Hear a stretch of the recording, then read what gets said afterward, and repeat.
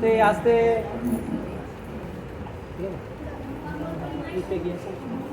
ओम यस्य प्रसादात् भगवत् प्रसाद यस्य प्रसादान्नवति कुतोऽपि न्यायं विष्णुवं तस्य यशस्ति सन्नं वन्दे गुरशी चरणारविन्दम् अजानुसंवितभुजौ कनकावदातौ संकीर्तनैकपीतरौ कोमलायताक्षौ विश्वम्भरौ द्विजवरौ युगधर्मपालौ वंदे जगत्प्रियकरौ करुणावतारौ कालन्नष्टं भक्तियोगं निजं यः राजस्वर्तं श्रीकृष्णचैतन्यनाम आविर्भूतस्य पादारविन्दे गाढं गाढं नियतां चित्तबिन्दौ नित्यानन्द नमस्तुभ्यं प्रेमानन्दमुदायिने करुं कल्मषनाशाय जाह्नवापतुयेनौ गणाभिराभिरामं विगमदतिलकं कुण्डलाक्रान्तकण्ठं पञ्चाक्षं कम्बुकण्ठं स्मितचूपकमुखं साधरेण स्तवेन श्यामं शान्तं त्रिभङ्गं रविकरवचनं भूषितं वैजयन्ता वन्दे वृन्दावनस्थं युवतिशतपीतं ब्रह्मगोपालवेशं महाभावस्वरूपातं कृष्णप्रियामयसि प्रेम भक्ति प्रदे देवी राधिके तং नमाम्यहं वृंदावै तुलसी देवै प्रिया वै केशवस्य च कृष्ण भक्ति प्रदे देवी सत्यवत्यै नमो नमः वंशाकल्पतरुभ्यश्च कृपासिन्धुभ्यैव च पतितानां पावनेभ्यो वैष्णवेभ्यो नमो नमः तुलसीकाननं यत्र यत्र पद्मफलानि च पुराणो प्रश्न यत्र तत्र सन्निहितो भवति जय रूप सनातन भट्ट रघुनाथ শ্রীজীব গোপাল ভট্ট দাস রঘুনাথ এই ছয় গোসাইয়ের করি চরণ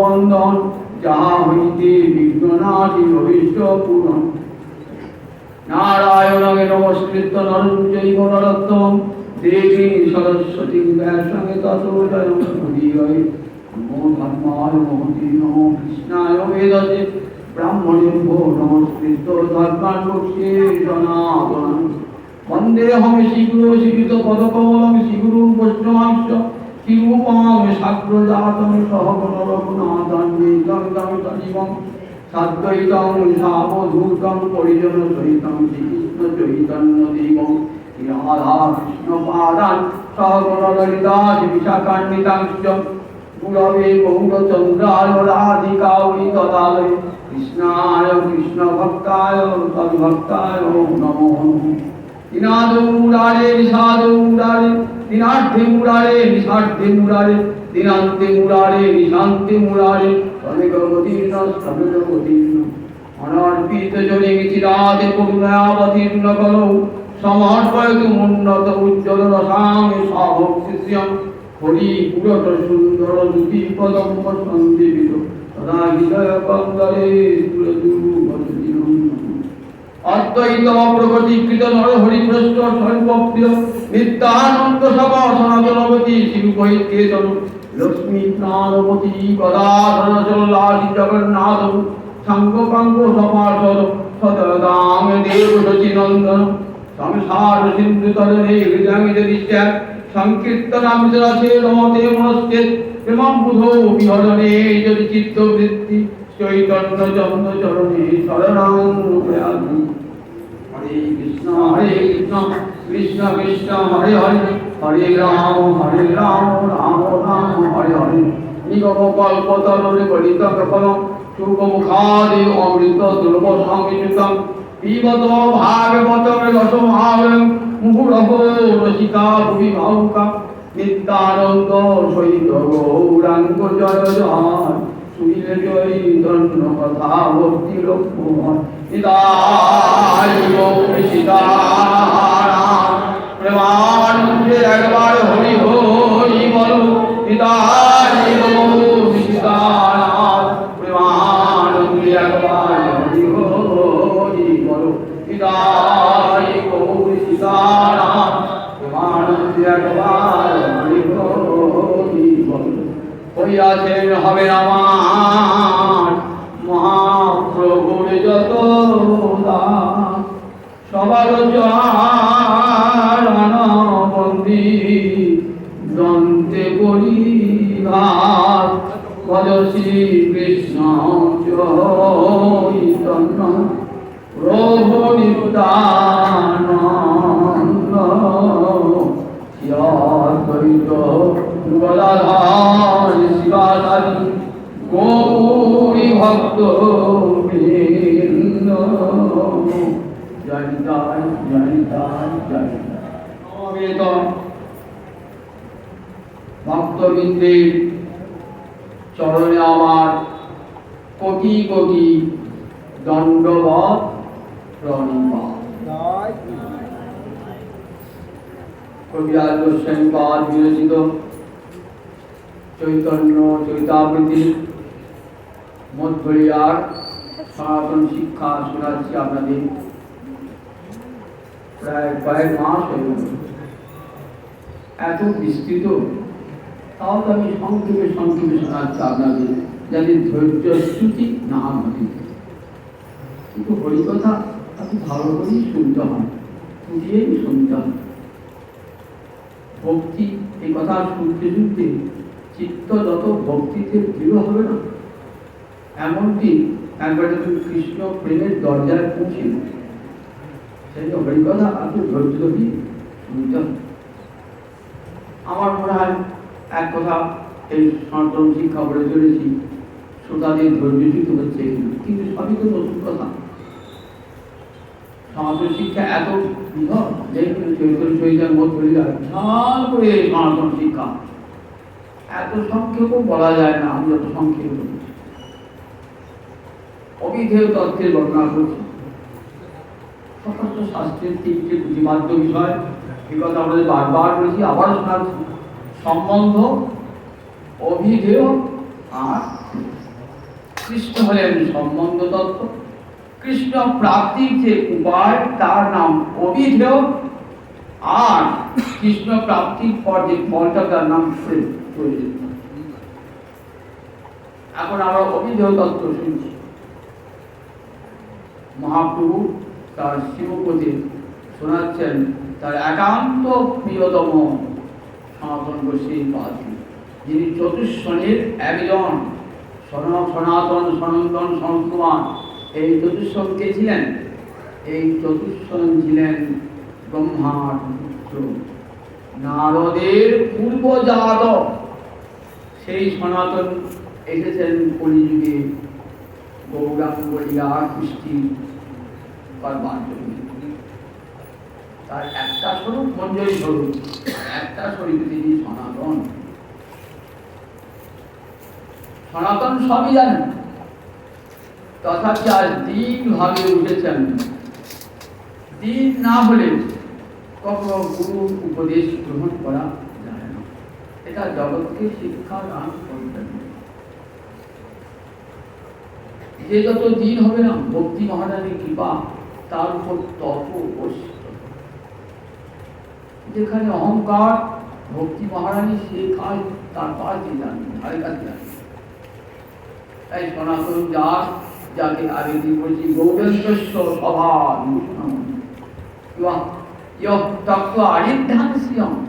তরুণী বৈরাগ্য লক্ষ্মী গন্ধী। কবি কর্ণবু বলছেন, কবি কর্ণবুকে শিবানন্দ সেনের কনিষ্ঠ পুত্র। তার একটা নাটক আছে চৈতন্য চন্দ্রোদয়, আর একটি কাব্য আছে চৈতন্য চৈতান্ত মহানতম। আর বৃন্দাবন লীলাকে অবলম্বন করে আনন্দ বৃন্দাবন চক্র।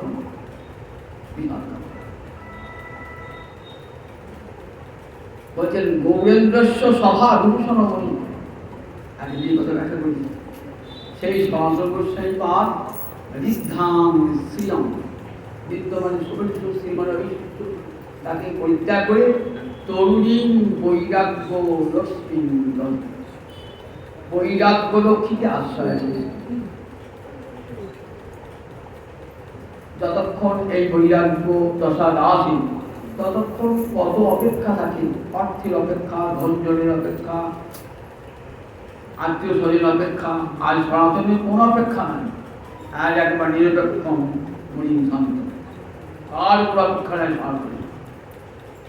সনাতন দিনাতিদিন হয়ে কৃতাঞ্জলি পুটে নতজান হয়ে মহাপ্রভুর কাছে শিক্ষা গ্রহণ করছেন, দেখাচ্ছেন জগৎকে গুরুর কাছে এমনি করে শিক্ষা গ্রহণ করতে পারে। সনাতন কাকে সাধন ভক্তি বলে? বলেন কৃতি সাধ্যা ভবিষ্যা সাধ্য ভাবা সাধনা নিত্য সিদ্ধস্য প্রাকট্যম হিংসা। একথা আমি তবু একবার পূর্ব স্মৃতি স্মরণ করে দিচ্ছি, বুঝতে সুবিধা হবে। কৃতি সাধ্যা বলেন সাধন ভক্তি কাকে বলে না? যেটা ইন্দ্রিয়ের দ্বারা সাধ্য তাকে বলে সাধন ভক্তি। এই গৌরাঙ্গ মোদী এসেছেন কান দিয়ে হরিকথা শুনবেন, তাহলে একটা ভক্তি অঙ্গ যাদের হয়ে গেল, ভক্তি অঙ্গ যাদের হয়ে গেল। আমরা সন্ধ্যা নিয়ে নাই বা হরি, কিন্তু হরিকথা শোনা সেটা তো বড় সাধন হয়ে গেল, ভক্তি অঙ্গ সাধন হয়ে গেল। আবার কাউকে বসে বসে ভক্তি অঙ্গ শোনাচ্ছেন ভক্তি কথা, সেটাও একটা সাধন হয়ে গেল। গৌরহরিকে দেখতে এসেছেন, দুটি নয়ন ভরে গৌরহরিকে দর্শন করেছিল, সেটা একটা সাধন ভক্তি হয়ে গেল। তাহলে একেবারে কৃতি সাধ্যা। কিন্তু যদি সাধ্য ভাবা যদি এই দর্শন করে প্রেম উৎপাদন করতে পারে তবেই তার নাম হবে কিন্তু সাধন ভক্তি।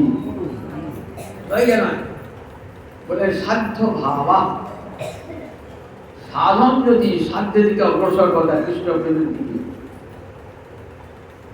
শ্রবণ কীর্তন তার স্বরূপ লক্ষণ, তটস্থ হইবে হয় প্রেম উপজয়। প্রেম উপজয়ে তটস্থ লক্ষণের উপজয়ে প্রেম নয়। নিত্য সিদ্ধস্য ভাবস্য বললেন কৃষ্ণ প্রেমটা নিত্য সিদ্ধ, এটা উৎপন্ন হয় না। কেন উৎপন্ন হয় না? বলে উৎপন্ন হলে তা তো বিনাশ আছে। জগতে যা কিছু উৎপন্ন হয় তার বিনাশ আছে। একটা বীজ থেকে উন্নত হলো, গাছ হলো, তার মৃত্যু আছে। মায়ের পেট থেকে সন্তান হলো, আবার তার মৃত্যু আছে। তাই জগতে যা জন্মায় তাই মরে। দর্শন শাস্ত্রে কি বলে? যৎ উৎপদ্যতে তদে বিনাশী। যারই উৎপত্তি আছে তার বিনাশ আছে। হরিভক্তি যদি উৎপন্ন হয়, প্রেম যদি উৎপন্ন হয়, তাহলে তার বিনাশ আছে। বলে না, প্রেমের বিনাশ নাই, কারণ সেটা নিত্য সিদ্ধ। এই প্রেম যখন বোঝায় গোলকে নিত্য বা গোলকে প্রেম নিত্য প্রেম নিত্য সিদ্ধ আছে। ভগবানের তিনটে শক্তি আছে আমরা জানেন, সৎ চিৎ আনন্দ। এই কথা আমরা বারবার শুনেছেন তো, সৎ চিৎ আনন্দ। সৎ মানে সন্ধিনী শক্তি, যে শক্তি ভগবানকে ধরে রেখে দিয়েছে। মাতা পিতা স্থান গৃহ শয্যাসন এসবও জানিবে কৃষ্ণের শুদ্ধ সত্যের বিকার। সন্ধিনী সার অংশ শুদ্ধ সত্য নাম, সন্ধিনীর সার অংশ শুদ্ধ সত্য নাম। ভগবানের সত্তা হয় যাহাতে বিশ্রাম। মাতা পিতা স্থান গৃহ শয্যাসন এসব কৃষ্ণের শুদ্ধ সত্যের অধিকার। তাহলে মা যশোদা, পিতা আনন্দ, বৃন্দাবন ধাম, যমুনা, গোবর্ধন, এগুলো সব কি ভগবানের সন্ধিনী শক্তির প্রকাশ। ভগবানের সন্ধিনী শক্তির প্রকাশ। চিৎ শক্তি কাকে বলে? চিৎ হল সম্বিত, মানে জ্ঞান। যা হতে ভগবান জ্ঞান, জ্ঞানটা নিয়ম, যা হতে সমস্ত বিশ্বের জ্ঞান বহির্গত হয়েছে। যস্য নিঃশ্বাসিতম বেদা, যার নিঃশ্বাস থেকে বেদের জন্ম। সমস্ত জীবের অন্তরে যে জ্ঞান, সেটি এই ভগবানের সম্বিত শক্তি পরিচয়। আর একটি শক্তি আছে, নাম হ্লাদিনী শক্তি। হ্লাদিনী মানে আনন্দদায়িনী শক্তি। এই আনন্দ স্বরূপ বলি জানতে হবে সৎ আছে চিৎ আছে। আনন্দ আছে অথচ সত্তা নাই, চিৎ নাই, এটা হয়? আনন্দ সৎ আছে কিন্তু চিৎ আনন্দ নাও থাকতে পারে, চিৎ আছে আনন্দ নাও থাকতে পারে। কিন্তু আনন্দ থাকবে, তার সৎ থাকবে, সত্তাও থাকবে, তার জ্ঞানও থাকবে। এমন কোন গ্রন্থ আছে যার আনন্দ আছে তার সত্তা নাই, যার জ্ঞান নাই? আনন্দ কি করবে? তাহলে ভগবানকে কি বলা হয়? আনন্দ রূপং অমৃতং যদ্বিভাসি আনন্দং ব্রহ্মণি বিদ্যান ন বিভেতি কুতস্য সত্যং জ্ঞানম আনন্দং ব্রহ্ম। দেখুন ভগবানকে সব জায়গায় আনন্দ আনন্দ আনন্দ আনন্দ বলা হয়েছে। বেদান্ত সুদ বলছেন দেখো ভগবান যে আনন্দ স্বরূপ, আনন্দময় ইতিও ভাষা অভ্যাস, মানে এক কথা যদি বারবার বলা হয় তাহলে সেই যে গুরুত্ব কত। একটা কথা যদি বারবার বলা হয় তাকে বলে অভ্যাস, পুনরাবৃত্তি। বেদান্ত শাস্ত্রে বেদান্ত দর্শন বলছে দেখো এক কথা বারবার বলা হয়েছে, ভগবানকে কতবার আনন্দমান বলা হয়েছে। ভগবান আনন্দেন জাতানি জীবন্তি আনন্দং প্রান্তি অভিসংবিশন্তি। আনন্দ থেকে জীব এসেছে, আবার আনন্দে প্রবেশ করবে, আনন্দের দ্বারাই বেঁচে আছে। তাহলে কতবার ভগবানকে আনন্দ স্বরূপ বলা হয়েছে। এই যে আনন্দটা করতে গেলে না ভগবানের স্বরূপ শক্তি, স্বরূপ শক্তির জীবকে ভাগ বললাম। স্বরূপ শক্তি মানে যে শক্তি ভগবানের স্বরূপে থাকে, অর্থাৎ সে শক্তি জীবের নাই কিন্তু ভগবানের সেই স্বরূপ শক্তি সব, এই যে বলে অন্তরঙ্গা শক্তি, যে শক্তি দিয়ে ভগবান বৃন্দাবন গুলোকে লীলা করেন সেই শক্তির নাম স্বরূপ। সেই স্বরূপ শক্তি একটা ভাগ হলো হ্লাদিনী শক্তি, অর্থাৎ আনন্দদায়িনী শক্তি। প্রতিনিয়ত সেই হ্লাদিনী শক্তির বৃত্তি ভগবান নিক্ষেপ করছে, কিন্তু নিক্ষেপ করলে কি হবে? সবাই তো গ্রহণ করতে পারে না। মেঘ বাড়িধারা বর্ষণ করছে, সবাই গ্রহণ করতে পারবে কি? পারবে না। গাছের উপর পড়লেন গড়িয়ে চলে গেল, পর্বতের উপর পড়লেন গড়িয়ে চলে গেল, কিন্তু নদী নালা ঠিক হয়ে ফেলল জলটা। তেমনি শ্রবণ কীর্তন করতে করতে করতে যাদের চিত্ত শুদ্ধ হয়ে গেছে তাদের হৃদয়ে এসে দেখেছেন তো এই যে ভগবানের বা প্রীতি সন্তান হয়ে শিল্পসার বলছেন সর্বানন্দাদি সাইনী কাপি বৃত্তি ভগবত প্রীত্যাক্ষয়া বর্তন। যা ভগবানের চিত্তকেও সর্বানন্দ, সমস্ত আনন্দ অতিশয়রূপে ভগবানকে দেওয়া হয় যে শক্তি, সেই শক্তি একটা বৃত্তি, সেটা ভগবান সহসা নিক্ষিপ্যমানা ভক্তবিন্দের সেবক, ভক্তবিন্দের এবং নিক্ষিপ্যমানা সহসায় ভক্তবিন্দের উপর নিক্ষেপ করছেন। এইবার হৃদয়টি যে শুদ্ধ হয়ে যায় তখন এসে ওই বৃত্তিটা হৃদয়ে প্রবেশ করে। একবার যদি প্রবেশ করে যায় তাহলে কিন্তু আর ধ্বংস হয় না, কারণ এই রাজনী বৃত্তি ধ্বংস নয়, আসছে তখন দেখি আসার পর কিন্তু আর কোনোদিন ধ্বংস হয় না। তাই বলেন যখন জাগ্রতি স্তরে সাধক পৌঁছে যায় তখন কিন্তু আর পতনের ভয় থাকে না। যতক্ষণ পর্যন্ত অজাগরিত অবস্থা রয়েছে সাধকের পতন হয়ে যায়। এই জাগ্রতি স্তরে পৌঁছে গেলেন আর সাধকের পতন হবে না, তখন হৃদয়টা প্রেমে ভরা, অনুরাগে ভরা, তখন সেই হৃদয় আর গোবিন্দ ছাড়া কাউকে চায় না। জগৎ যেদিকে দেখায় সর্বদিক যাহা যাহা নেত্র পড়ে তাহা কৃষ্ণ স্ফুরে, যেদিকে আমি যেদিকে রাখি আমি কৃষ্ণময় জগত দেখি। প্রহ্লাদে কেমন দর্শন, কেমন কৃষ্ণ প্রেম লাভ করেছেন প্রহ্লাদ, যেদিকে দেখাচ্ছেন সেদিকে কৃষ্ণ দর্শন করছেন। শত্রুকেও কৃষ্ণকে দর্শন করছে, আমরা বাড়ি শত্রুকেও কৃষ্ণ দর্শন। তাহলে অন্তর যখন প্রেম আসে আর অন্য কিছু থাকে না, সব ভীতি বিদায় করে হৃদয় থেকে সব দূর করে দেয়। বলে আমি প্রেম মহারানী এসেছি, দেখেছো আর কেউ থাকতে হবে না এখানে, আমি শুদ্ধ সত্য, এখানে আর কেউ থাকতে হবে না, সব বিদায় দাও। হিংসা বিদ্বেষ কলুষতা সব কাম ক্রোধ সব বিদায় নাও। যখন হৃদয়ে দিলে ভক্তকর ভক্তি মহারানী নিত্যকর ভক্তির হৃদয়। যতক্ষণ হৃদয়ে ভোগের বাসনা, যতক্ষণ হৃদয়ে মুক্তির বাসনা, ততক্ষণ পর্যন্ত ভক্তি মহারানী সেই হৃদয়ে ঢুকবেন না। মুক্তি মুক্তি চণ্ডালিনী পিশাচিনী যতক্ষণ হৃদয়ে নৃত্য করবেন ততক্ষণ সেই হৃদয়ে যায় না। রামদাস বাবা বলতেন সেই হৃদয়ে যায় না। শুদ্ধা শক্তি হরি ভক্তি সে হৃদয়ে যায় না, যে হৃদয়ে ভক্তি মুক্তি পিশাচিনী আছে সে হৃদয়ে যায় না। পতিপ্রতা রমণী যেমন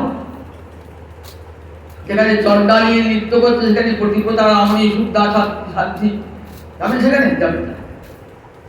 বলে যেখানে একমাত্র হরি ভক্তি গোবিন্দকে ভাবনার চিন্তা, অন্য কোনো ভাবনা নয়, অন্তর জুড়ে কেবলমাত্র গোবিন্দ ভাবনা। ভক্তিরস্য ভজনম তদ্যামূত্র বাদি নৈরাস্যেন অপুষ্পিন কল্পনম এতদেব নিষ্করণ। বেদ কথা বলছেন কাকে ভক্তি বলে জানো? ভক্তিরস্য ভজন, ভজন মানে সেবা। ভক্তি মানে কি? ভক্তি একটা শুদ্ধ বস্তু নয়, হৃদয়ে ভগবানের সেবার বাসনা জাগ্রত হয়ে যায়। ভক্তি মহারানীর মহাদান। যেমন মায়ের পুত্র সেবার আপনা আপনি অন্তর সেবাত হয় না, আপনা আপনি পুত্র সেবার লালসা জাগ্রত হয়ে যায়। সতী রমণী যেমন আপনা আপনি পতি সেবার বাসনা জাগ্রত হয়ে যায়, ঠিক তেমনি যাদের হৃদয়ে কৃষ্ণ ভক্তি এসেছেন না, তাদের অন্তরে কৃষ্ণ সেবার বাসনা জাগ্রত। ইহা পুত্রবাদী, ইহকালে পরকালে কোনো ধার ধার না তারা। আমার ইহকালে আমি নরকে যাই ক্ষতি নাই, পরকালে আমি নরকে যাই ক্ষতি নাই, আমার মন যেন সবসময় গোবিন্দ চরণ। আমার কাছে স্বর্গ নরক দুই সমান। আমি স্বর্গ নরকের ধার ধারি না, স্বর্গ নরক দুই তুচ্ছ হয়ে যাবে, দুই তুচ্ছ হয়ে যাবে। যাতে বলেছেন শুভ অশুভ দুই ধ্বংস হয়ে যাবে। তখন ভগবানকে ভালোবাসবে, তখন ইহামূত্রবাদী নৈরাশ্যে না, তাকে প্রত্যাখ্যান করি। অমস্মিন মনোকল্পনা, 24টি ঘন্টা মনের কল্পনা গোবিন্দকে নিয়ে, সংসার নিয়ে নয়, পুত্রকন্যা নিয়ে নয়, সবসময় গোবিন্দকে নিয়ে মনের কল্পনা, মনোকল্পনা। একে বলে এটা কর্ম নয়।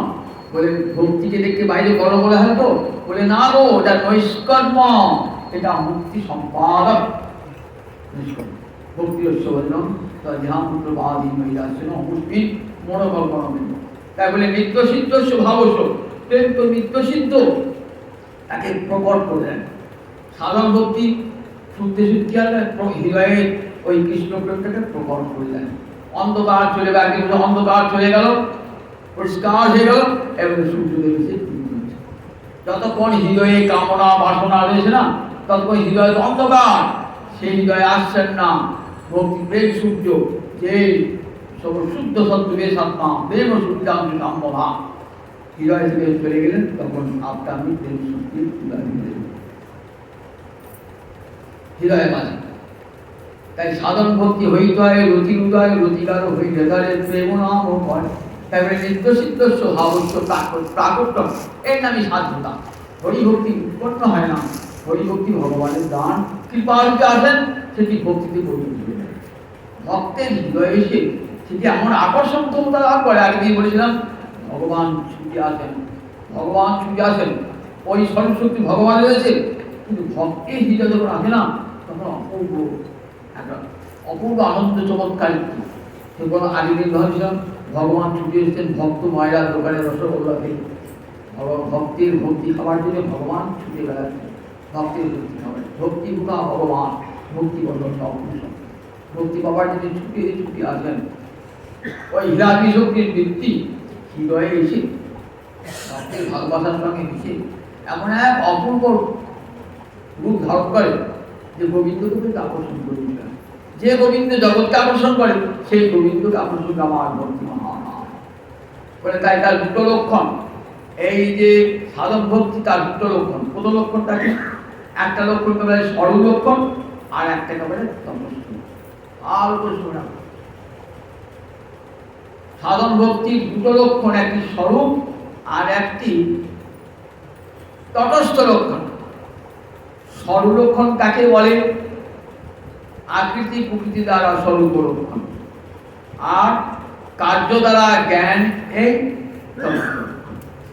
যেমন ভাগবতের প্রথম শ্লোকটা দেখবেন, ভাগবতের প্রথম খুব কঠিন শ্লোক, ভাগবত অনুসন্ধান জন্মান্তস্য বলে শক্তি আরম্ভ হয়েছে। সেখানে ভগবানের দুটো লক্ষণ, একটা দিয়েছে সত্যম পরম ধীমহি, ভগবান পরম, তিনি সত্য, তাকে ধ্যান করি, এই লক্ষণটা তার সব সময় ভগবানের বিদ্যমান। আর একটা লক্ষণ জন্মাদ্দেশ্য, জন্মাদি অর্থাৎ সৃষ্টি লয় যা হতে হচ্ছে। এই সৃষ্টি স্থিতি লয় এটা হলো তটস্থ। সবসময় তো সৃষ্টি স্থিতি লয় হয় না। যখন সৃষ্টি হওয়ার পরে পর সৃষ্টি হলো, তারপর স্থিতি হলো, তারপর পরে হলো, সবসময় হয় না। তাই যেটা সবসময় হয় না তাকে কি বলে তটস্থ লক্ষণ। আর যেটা সব সময় থাকে তাকে বলে লক্ষণ। তাহলে শ্রবণ কীর্তনটা সব সময় থাকবে। দেখুন, শ্রবণ কীর্তন ছাড়া কিন্তু এই সাধন ভক্তি উৎপন্ন হবে না। শ্রবণ কীর্তন সব সময়। এবং ব্রত শব্দ নাম কীর্তা জাতানুরাগ চিত্ত উচ্চ। দেখবেন নবযোগিত সংবাদে যোগীন্দ্র বলেছেন, পরিণাম করতে করতে করতে করতে করতে কি হয়, চিত্ত দ্রবীভূত হয়ে যায়, প্রেম এলে হৃদয় গলে যায়। কি করে হৃদয় বলে? বলেন, একটা কঠিন জিনিসকে যদি গলাতে হয় তাহলে তাপ দিতে হয়। লোহা কঠিন দেখছেন তো, কিন্তু লোহাকে যদি গলানো যায়, লোহাকে দেখেছেন তো, তাহলে কত আঁচ দিতে হয় সেই লোহাটা গলাবার জন্য। বাবরে, এক লড়ি কয়লা ঢাললে তবে লোহাটা লড়ি। তার মনে দেখেছে বিশাল না, একেবারে বিশাল গর্ত, সেখানে ঢেলে দিচ্ছি, মতো কয়লা ঢেলে দিচ্ছি, সেখান থেকে লোহার ঘর লোহা করে দেয়। তাহলে প্রেমের এমন তাপ, আমাদের হৃদয়টা লোহার চেয়েও কঠিন। শাস্ত্র বলেছেন যে কেমন পাথরের মতো কঠিন, বিষয় চিন্তা করে করি, কিন্তু প্রেমের এমন তাপ সেই হৃদয়টাকে গলিয়ে দেয় দ্রুতচিত। তার প্রমাণ, সাধক গোবিন্দ দর্শন করতে করতে তার চোখের জল বার বেরিয়ে যায়। যখন হৃদয়ে পড়ে যায় না, তখন চোখ দিয়ে জল দ্রুত বেরিয়ে আসে। শ্রবণ কীর্তন হলো তার সর্বলক্ষণ। আর তটস্থ লক্ষণে উপজায় প্রেম। সবার প্রেম হতেও পারে, নাও হতে পারে। প্রেম না হলে কিন্তু সাধন ভক্তি হলো না। প্রেম হলে জানতে হবে সেটা সাধন ভক্তি। এই সাধন ভক্তি আমার বৈধি এবং রাগানুগা। বৈধি কতকাল? বৈধি এবং রাগানুগা। সাধন ভক্তি দুই প্রকার। সাধন ভক্তি কাকে বলে বুঝলেন? ইন্দ্রিয়ের দ্বারা সাধ্য যে ভক্তি, তার নাম সাধন ভক্তি।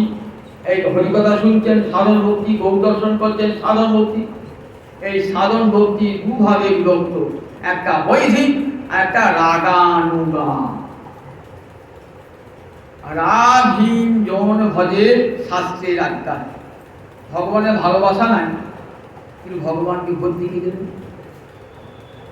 প্রতিবেশীর সঙ্গে মামলা লেগেছে, ভগবানের কাছে বলছেন, গোবিন্দ তুমি কি বাপের সরি বলো, মামলাটা মাজার জয়। বিন্দুমাত্র ভালোবাসা নাই, গোবিন্দের কাছে কাজটা আদায় করবার জন্য গোবিন্দের কাছে এসেছে কাজটা করেন, মামলাটা যেন আমি জয়লাভ করি। আমার ছেলেটা চাকরির জন্য বহু ইন্টারভিউ দিচ্ছি, আর বলছে না, হে গোবিন্দ তুমি কি বা করো, তোমার একদিনের সেবা হবো আমি। আমার ছেলে জানা নাই, আমার মেয়েটা ভালো বিয়ে হচ্ছে না, ওরা জানি তোমাকে সোনার গয়না করে দেবো, আমার মেয়েটা ভালো জায়গায় বিয়ে দাও। কামনা বাসনা এমন না, ভগবানকে বলিতে যাবো আর একটা কামনা মিশিয়ে দিব, কামনা মিশিয়ে দেবো। আমাদের বেরিয়ে যাক যেমন না, টাকা ছাড়া কিছুই বোঝেন, ঠিক সেই রকম আমরা কেমন সব সময়তে বণিক বৃত্তি। ভগবান প্রধান বলেছেন বণিক বৃত্তি, ভগবানকে ভক্তি কিছু পাওয়ার আশায়, যে গোবিন্দ কিছু দাও, গোবিন্দ কি পাওয়ায় দেবেন, তার মেয়ের বিয়েও দিয়ে দেবেন, ছেলের চাকরিও দিয়ে দেবেন, মামলা জয়ও লাভ দিয়ে দেবেন, ভক্তি ঠিক দিতে হয়। কিন্তু একটা জিনিস ভগবান কোনোদিন দেবেন না, কি দেবেন না?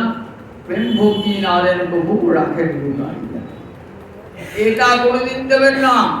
আপনি গোবিন্দকে খুব করে সেবা করলেন, বললেন ঠিক আছে যা, তোর মামলা যা, তোর ছেলে চাকরি হয়ে যাবে। যে যথাবাং প্রবদ্ধন্তে তাং তথৈব ভজামহং। গীতাবাক্য আছে না? গীতাবাক্য মিথ্যে হয়ে যায়, গীতাবাক্য মিথ্যে হয়ে যায়। আমাকে যে যেমনভাবে ডাকবে না, আমাকে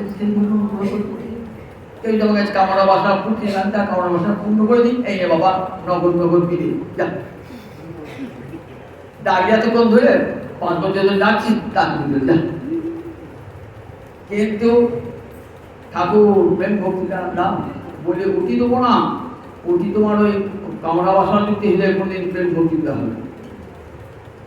কৃষ্ণ যদি ছুটে ভক্তি ভক্তি মুক্তি দিয়া প্রভু প্রেম ভক্তি না দেন রাখেন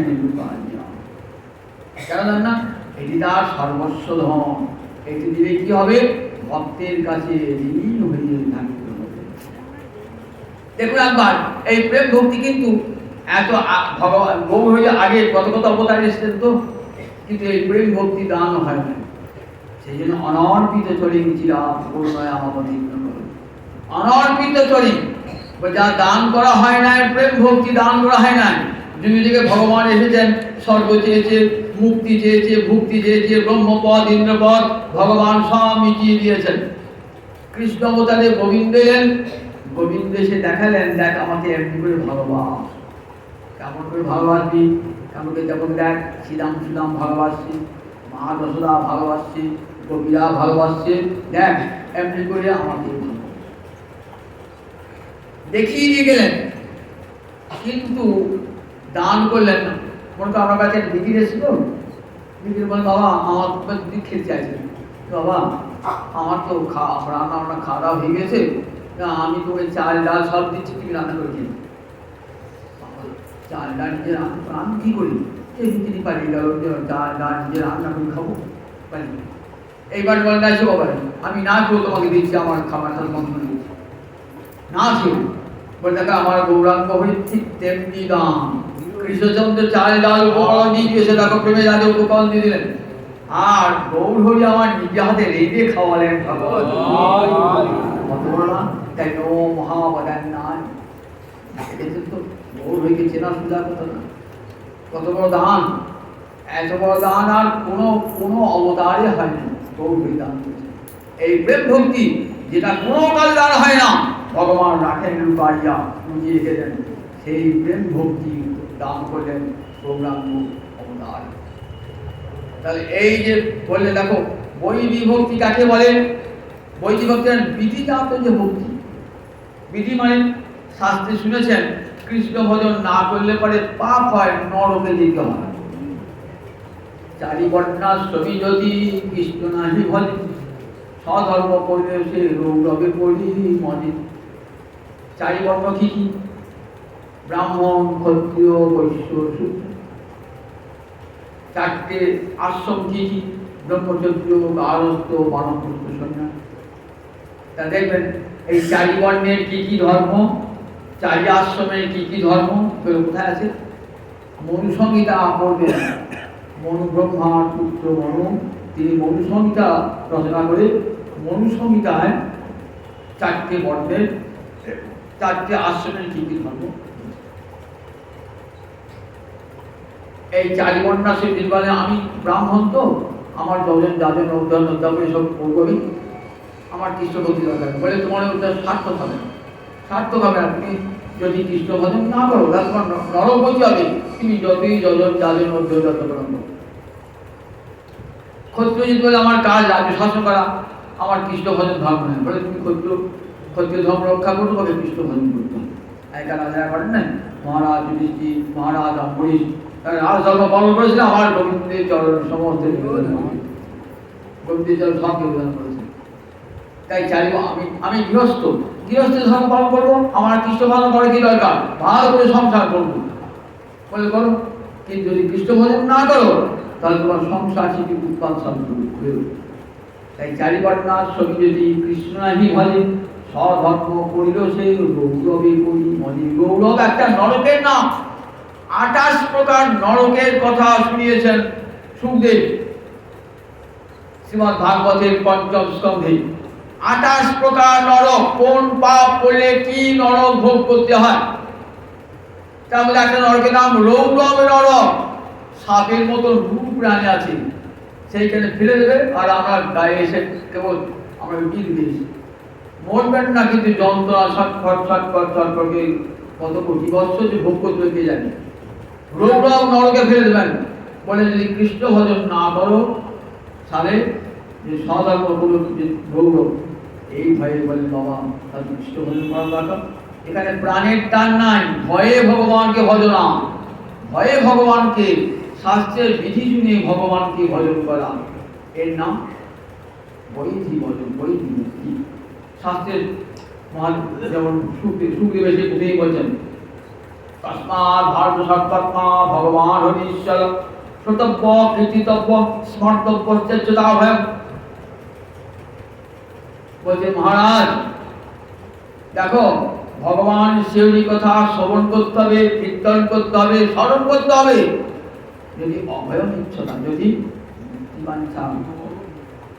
সেই সময় হ্যাঁ গোবিন্দ ভজন না করলে তো মুক্তি হবে না, আমি সেই জন্য গোবিন্দ ভজন করছি। কিন্তু আমি গোবিন্দকে চাইছি না, আমি গোবিন্দের কাছে মুক্তি চাইছি। গোবিন্দ ছাড়া মুক্তিকে দান করতে পারে না, গোবিন্দ ছাড়া মুক্তি। গোবিন্দ ছাড়া জগতে কেউ মুক্তি দান করতে পারেন না। গোবিন্দের নাম মুকুন্দ, মুক্তি দদাতি যশি মুকুন্দ। গোবিন্দের হাতে যদি মৃত্যু হয় তাহলে তার মুক্তি। তাহলে দেখুন যে মুক্তি পাওয়ার জন্য গোবিন্দ ভজন করছি, কি বিষয়ে গো? ইন্দ্রপদ ব্রহ্মপদ পাওয়ার জন্য কৃষ্ণ ভজন করছি, সেটা হলো বৈধি। আর রাগানুগা ভক্তি বলেন প্রাণের টানে যে ভালোবাসা, লোভমূলা ভক্তি, যার মূলে আছে লোভ। ভগবানকে ভজন করবো কেমন করে? যেমন করে মা যশোদা ভজন করেছেন, যেমন করে শ্রীরাম সুরাম সখা ভালোবেসেছেন, যেমন করে পুজোরামারা গোবিন্দকে ভালোবেসেছেন, তেমনি করে ভালোবাসেন। এটার নাম রাগ ভক্তি। রাগ মানে কি? রাগ মানে ভালোবাসা। সংস্কৃতে রস ধাতু ভ্রম করতে করে রাগ। রাগ মানে ভালোবাসা, যেমন পূর্ব রাগ বলি। ভালোবাসার যে পূর্বাবস্থা থাকে বলে পূর্ব রাগ, ভালোবাসার পর থাকে বলে অনুরাগ। তাহলে রাগ মানে ভালোবাসা। তাহলে ভালোবেসে যে ভজন, তার নাম হলো রাগ ভক্তি। ভালোবেসে ভগবানকে ভালোবেসে ভজন। একটা উদাহরণ দিই, আমি বাড়িতে রান্না করার পর দিন একটা পাঁচক রেখেছেন। পাঁচক মানে যে রান্না করে তা পাঁচক, তারপরে 5,000 টাকা মাইন্ড ভালো করে রান্না করবে, সে করবে, টাকাটা লোভে সে করবে। যেমন মনের ভালোবাসা নেই, কিন্তু রান্নাটা করবে, কারণ আমার মাস গেলে 5,000 টাকা পাবো। সে কতক্ষণে কাজটা করি, রান্নাটা করে পালাবো চেষ্টা করি। সে বাবু ভালো লাগলো কি না লাগলো, আবার কখনো বাবু ভালো লাগে পরে আমার চাকরিটা থাকবে, এই জন্য টাকাটা পাবো।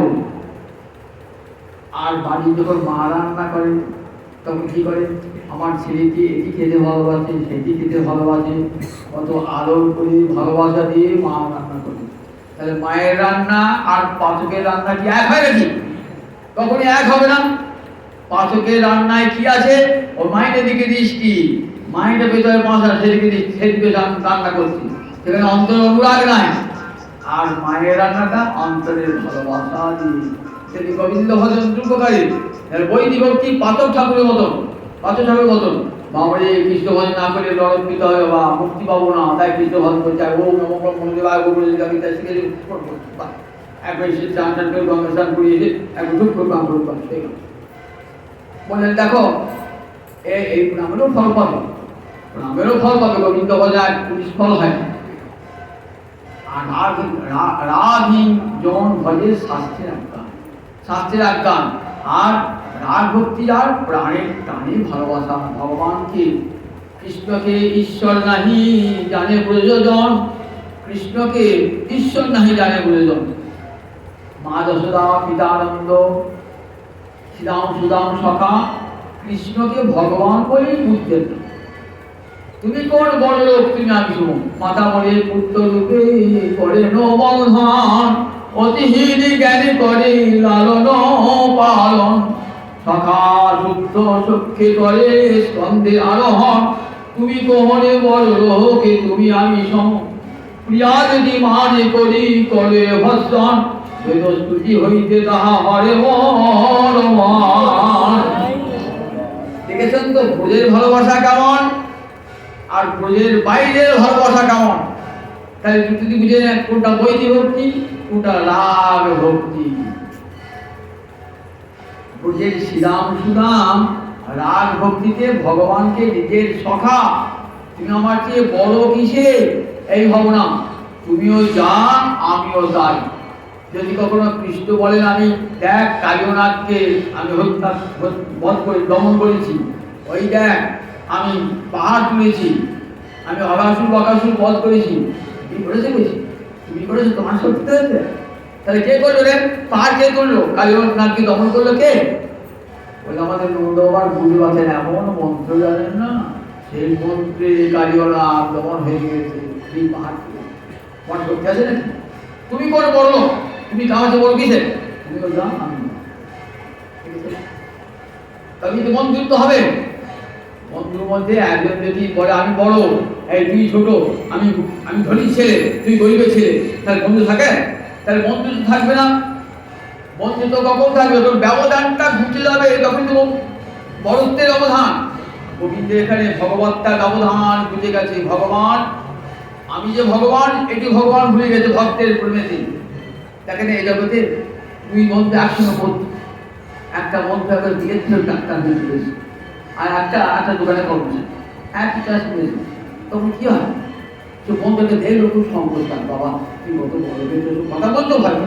আমি একসঙ্গে বসেছি, এক বেঞ্চিতে বসেছি, এক কিনে বাদাম কিনে তো তাদের ভাগ দিয়েছি, আমি খেয়েছি, কিন্তু আজ আর কথা বলছি সাহস হচ্ছে না। তুই আজ করে দিয়েছে ডাক্তার, কত তোর নাম।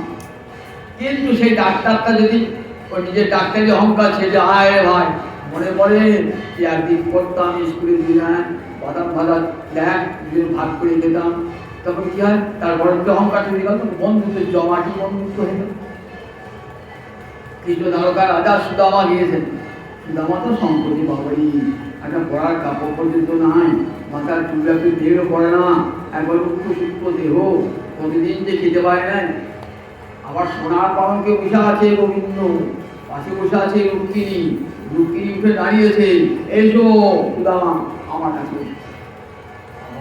সুদামা, সুদামা ভাবছি কোথায় আমি, আর কোথায় আমার গোবিন্দ? কা হবে দরিদ্র পাপিয়ান, কৃষ্ণ শ্রীনিকেতন। কোথায় দরিদ্র পাপিষ্ঠ আমি, আর কোথায় শ্রীনিকেতন গোবিন্দ? লক্ষ্মী দেবী যার চরণে বাস করে সেই গোবিন্দ কোথায়, আর আমি সংকুচিত, কিন্তু সংকোচ ভাব দূর করে দিলেন, গলা জড়িয়ে ধরলেন। মনে পড়ে সেই সন্দীপনী পাঠশালা যখন করতাম, আমাদের গুরুমা কি বললেন, কাঠ নিয়ে এসো গা। আমরা চলে গেলাম কাঠ আনতে, দুই বোন দিদি মনে আছে, বৃষ্টি এলো অকালে, ওই বাবা দুই বোন দুই মাথায় কাঠ নিয়ে একবার এদিক যাচ্ছি সেদিক যাচ্ছি, রাস্তা হারিয়ে ফেলেছি, সারা রাত কেটে গেল মনেতে। তখন গুরুদেব এসে আমাদেরকে আশীর্বাদ করলেন, যে বেদ শিক্ষা দান করছি তা পরবর্তী মনে আছে। মাথা কি নিচু করে আছে সুদাম, কি এনেছিস ভাই? অনেকদিন বাদে দেখা হলো, জানবি তো নিশ্চয়ই, বন্ধু বন্ধু এদিকে শুনছে না, তাকে নিশ্চয়ই কতদিন বাদ দেখা, এক পথে মিষ্টি যাবে না।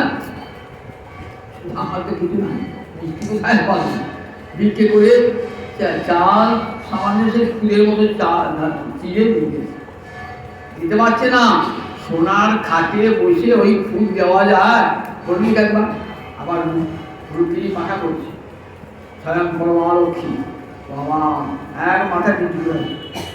ভগবান ভক্তের জিনিস কেড়ে খান, আর অভক্তের জিনিস উল্টিও তাকাবেন না, ফিরেও তাকাবেন না। অভক্তের দেওয়া জিনিস, দুর্যোধনের জিনিস একবার ফিরে তাকালেন না, বিদুরের কুল খাবার জিনিস।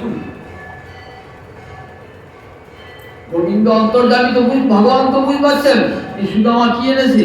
সুদামা চিড়ে এনেছে, বার করতে পারছে না। একটা ময়দা জীর্ণ শীর্ণ কাপড়ের টুকরোতে বেঁধে গেছে, চিড়ে রোগের কাছে। ভগবান কি করে ও দেবে না, আমি কেটে খাবো, ওই জিনিসটা আমার লোক। এ তো পরম সবই না, এত ভালো জিনিস হয়েছে জানিস, আমি চিড়ে খেতে কত ভালোবাসি, আর সেই চিড়েটা এনে আমাকে খেয়ে দিচ্ছি না। দেখুন ভগবান চিড়ে খেতে কত ভালোবাসে, কত আদর করে জোর করে খেয়ে নিয়েছে। তাহলে দেখুন কেমন অনুরাগময় ভক্তি, কত ভালোবাসা, হৃদয় মাঝে ভালোবাসা। আর ভগবান সেই ভালোবাসার ভিখারি, ভালোবাসার ভিখারি, যার হৃদয়ে ভালোবাসা ভগবানের। কিছু ভগবানকে উপচার দিয়ে বসীভূত করা যায় না। আমি সোনার থালা ভগবানকে খাওয়াবো, আমি দামি দামি চাল এনে মিষ্টি এনে ভগবানকে খাওয়াবো, ভগবান আমার বসীভূত হবে না। একটা গল্প শোনাই, রঙ্গনাথের সেবা করছে একটা মারোয়ারি আর প্রচুর টাকা। সে করেছে কি, রঙ্গনাথের চরণে সোনার তুলেছে, সোনা তুলে দিল। আর সেইখানে গিয়ে এক ভক্ত এই তুলসী পাতা গাছ থেকে তুলে দিয়ে তার মধ্যে আমার তো লাভ স্পর্ধা কম নয় তো, আমার সোনার তুলসীর উপরে তুমি তুলসী পাতা দিয়ে তবে কি মাফ করবেন, মার্জনা করবেন। তুলসী পাতা গোবিন্দের বড়, সেটা সোনার তুলসী পাতা নয়, এই কাজী বৃক্ষের তুলসী পাতা এটা গোবিন্দের বড়। বেশ, দেখা যাবে কি আগে গোবিন্দ শম্ভনাথকে পায়, তুমি আগে পাও না এখন দিতে পারি গোবিন্দকে। দেখো আজ থেকে 7 দিনের মধ্যে যদি আমার রঙ্গনাথকে প্রাপ্তি না হয়, তাহলে আমি অগ্নিকুণ্ডে প্রাণ বিসর্জন দিই। রঙ্গনাথকে রাখছেন, প্রাণ ভরে রাখছেন, 7 দিন হয়ে গেল, রঙ্গনাথের দেখা নাই। এই সেই ভক্ত, দরিদ্র ভক্ত তুলসী দিয়েছেন তো, তিনি বলছেন ওই মারা একটু প্রাণ বিসর্জন দেবে প্রভু, তুমি আমার যদি প্রাণ বিসর্জন দেবে প্রভু, তুমি ওদের প্রাণ বিসর্জন না হয়, তুমি ওকে দেখালাম, তুমি ওকে দেখালাম, দেখালাম প্রভু, দেখালাম। ওই হতভাগ্য দরিদ্র ভক্তটি প্রার্থনায় রঙ্গনাথ দিয়ে হাজির হয়ে দেখ, তোর প্রার্থনায় আমি আসি নাই, আর তোর সোনার তুলসী পাতা লোভে আমি আসি নাই। দেখ ওই যে দরিদ্র ভক্ত দিয়ে তুলসী পাতা, বৃক্ষজাত তুলসী পাতা আমাকে দিয়েছে, দেখেছিস তো? ওর যে প্রাণের ভক্তিটা, ভালোবাসা কম জানিস? ওর আসছে কাতর স্বরে আমার কাছে, যে হে রঙ্গনাথ দেখো ও প্রাণ বিসর্জন করবি, তুমি যাও, আমি সেই জন্য এসেছি তোমার ভক্তিতে তুষ্ট হয়ে না। তুমি অহংকার রেখেছো তুলসী পাতা দিয়ে, অহংকার রেখেছো, সেখানে আমি জানি এখানে অহংকারকে ভালোবাসা নাই প্রাণে, অহংকার। সেই রবিদাসের তিরোধান করেছেন তো, রবিদাসের তিরোধান কবিতা করেছেন তো, নর্তক গিয়েছেন কীর্তন করতে, কোথায়? রাজা বিশাল স্বর্ণ মন্দির করেছে, স্বর্ণ মন্দির, রত্ন বেদির উপরে একবারে স্বর্ণ মূর্তি গোবিন্দ রাজা। এসে দেখলেন সোনার মন্দির বটে, সোনার বেদি বটে, সোনার বিগ্রহ বটে সব, কিন্তু এই যে সোনার মন্দির তৈরি হয়েছে কত দরিদ্র প্রজার চোখে জল ফেলে তাদের কাছে জোরপূর্বক অর্থ সংগ্রহ করে এই সোনার মন্দির নর্তকীরা থাকেন না, চলে গেলেন কোথায়? একেবারে মন্দির থেকে বহু দূর একটা মাঠের মধ্যে, সেখানে হরিনাম সংকীর্তন হচ্ছে, হরে কৃষ্ণ কৃষ্ণ কৃষ্ণ হরে হরে, হরে রাম রাম রাম হরে হরে। হাজার হাজার ভক্ত গ্রামবাসী এসেছে। রাজা জিজ্ঞাসা দূতকে, আচ্ছা নর্তক কোথায় গেল? নর্তক মন্দির, মন্দির না কোথায় গেছে? ওই গ্রামের প্রান্তে বৃক্ষ বলে বসে কীর্তন করছে, আর গ্রামের সব লোক গেছে। আমার মন্দিরে কীর্তন না করে ওখানে বলবে এসো আমার মন্দির, বলে না, বলে এখানে কেন, কোথায় দেবতা? এখানে গাছতলায় হরিনাম করছো, কোথায় দেবতা? আমার স্বর্ণ মন্দির, স্বর্ণ বেদিতে দীপ্যমান ভগবান শ্রী হরি, তুমি সেখানে বলো। বলে না না, ও মন্দিরে দেবতা নাই, ও মন্দিরে গোবিন্দ নাই। কেন? আপনারে স্থাপিত জগতের দেবতারই নহে, তুমি নিজেকে স্থাপন করেছো, নিজের দম্ভকে, নিজের অহংকারকে স্থাপন করেছো, সেখানে আমি যাই না। দেখো যেখানে আছে, দেখো যেখানে আছে দিনের বিকশিত ভক্তি ভালোবাসা দিনের মতন, আমি সেইখানে যাই, যেখানে দিই আমি সেখানেই যাই। রবীন্দ্রনাথ লিখে, রবীন্দ্রনাথের কবিতায় বিনোদান কবিতাটির নাম দেখাচ্ছে, নর্তক কোথায় কীর্তন করলেন? ওই সোনার মন্দির ছেড়ে দিয়ে। তাহলে ভগবান যে ভক্তি ভুকা, ভক্তি বসত, এটা সবাই স্বীকার করলেন, ভগবান ভক্তি বসত। এই রাগ ভক্তিতে ভগবানকে প্রাণ ধারা ভালোবাসে, আর ভগবান তার ভগবানটা ভুলে গিয়ে ভগবানের প্রেমে বশীভূত হয়ে যান। এই যে আবার পরদিন বিস্তার করে শোনাবো, তাহলে 8টা 10 দিন গেছে, আর